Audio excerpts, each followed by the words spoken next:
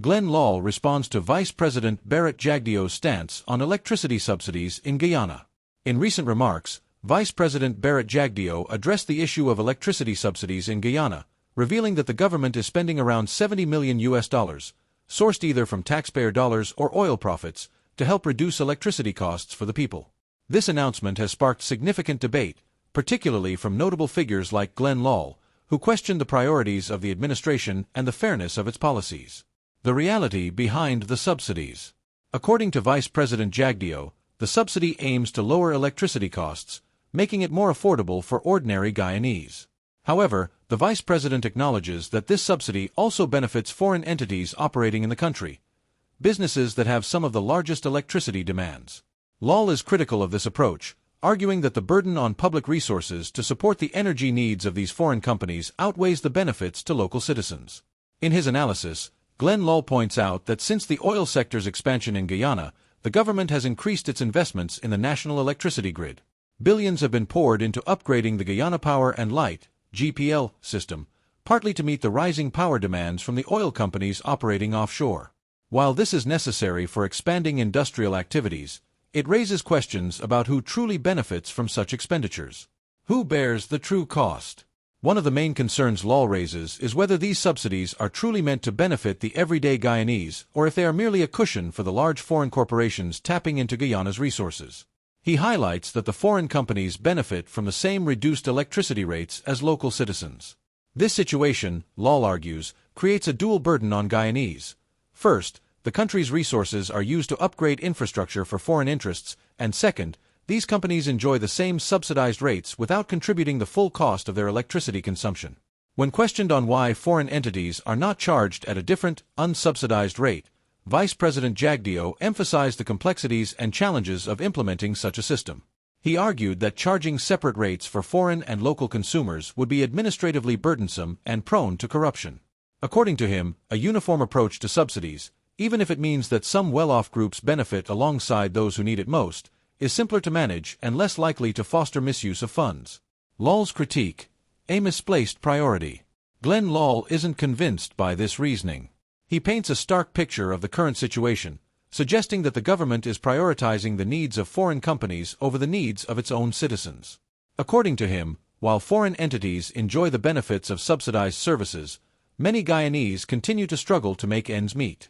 He points out the sharp contrast between foreign companies receiving subsidized electricity and other resources, while local teachers, nurses, and public servants protest for better wages. Lall's critique doesn't just stop at the electricity subsidy. He notes that foreign companies are benefiting from subsidized fuel, water, and other resources as well, while many citizens face food insecurity. He suggests that the current approach is akin to fattening the already well-fed foreign cats who are bloated from our milk. This sentiment captures the frustration and disillusionment of many Guyanese who feel that their country's newfound oil wealth is not being equitably shared. A call for rethinking subsidy distribution. While Vice President Jagdeo believes that his approach minimizes corruption risks and administrative complexity, Lall's counterpoints reflect the view that the government's priorities may be skewed.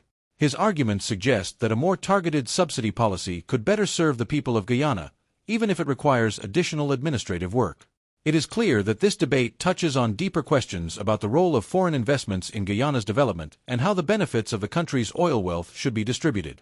As Guyana continues to navigate its position as an emerging oil producer, the decisions made now about how resources are allocated will shape the nation's future. Glen Lall's passionate response is a call for Guyanese citizens to pay close attention to how their government manages the country's resources. He challenges the logic of offering subsidies to foreign companies while many locals struggle to improve their livelihoods, and questions the long-term viability of policies that seem to place corporate interests above the needs of the Guyanese people. Final thoughts. Whose interests come first? In closing, Lall makes it clear that he sees Vice President Jagdeo's approach as a failure to prioritize the needs of Guyana's citizens. He criticizes the Vice President's track record, suggesting that such policies show an inability to manage a country that is now blessed with significant oil wealth. For Lall, the choice is clear. Guyanese citizens deserve to benefit first and foremost from the country's natural resources, rather than seeing those resources used to subsidize the needs of foreign companies. As this conversation unfolds, it is crucial for the public to remain informed and engaged. The stakes are high, and the direction Guyana takes will determine whether its oil wealth becomes a source of prosperity for all or remains a point of contention between the government, foreign investors, and the people they are meant to serve. You need to listen to what Guyana Vice President is telling all of us today. According to him, the government of Guyana is spending 70 million US of our tax dollars or the oil profits. I am not sure which one or if there's a difference between the two, to subsidize electricity, helping out Guyanese with the cost of their light bills. But ever since the oil operations began, the government has been digging deeper into the tax dollars or that oil profits, spending billions more to upgrade GPL to meet the power demands of the oil companies.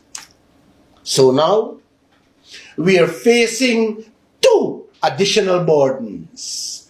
Our tax dollars or the oil profits are being used to increase electricity demand for the foreigners, and on top of that, they are also benefiting from the same cut price Guyana is receiving. Tell me, is this how you run a business or a country? Where electricity is costing the country more than what it's being sold for to the foreigners? And when my reporter asked him why the foreigners is not paying the true cost, listen what he's telling all of Guyana. Good afternoon, Dr. Jagdeo, and ASWM Sky Share News. Sir, earlier you spoke about the subsidy being put into power regeneration. Well, we know that the money is coming from taxpayers. How do you reconcile that this subsidizing of the electricity is benefiting foreigners and foreign companies who are some of the biggest consumers of our electricity? And can you say, why doesn't the government demand that they pay a before subsidy sort of rate? So we can have people come and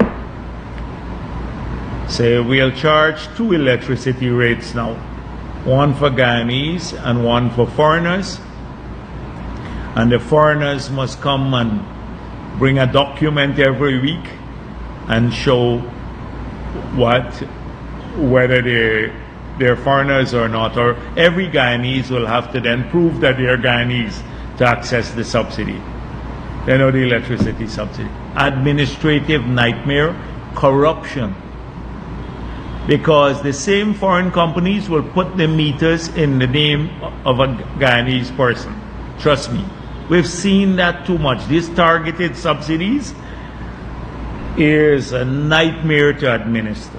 And the moment you start making exceptions, when we got into office, people were getting old age pension based on a means test. So guess what happened? Only if you're earning less than this per month, and everybody was earning $16 per month at that time. In the 90s, we abolished the mean test. So if you reach 65, you get the old age pension.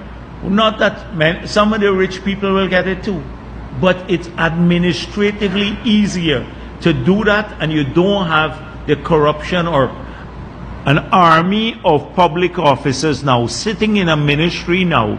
You got to pay them to decide who falls below the test, who should get the old age pension or not. People start going in, bribery, etc. So it's better sometimes when you do public administration to look at the value of the subsidy and do it across the board. It avoids you having to put in place complex administrative apparatus that can become corrupt. And that's why you move to across the board systems. So too here. You know what Jagdeo doing there?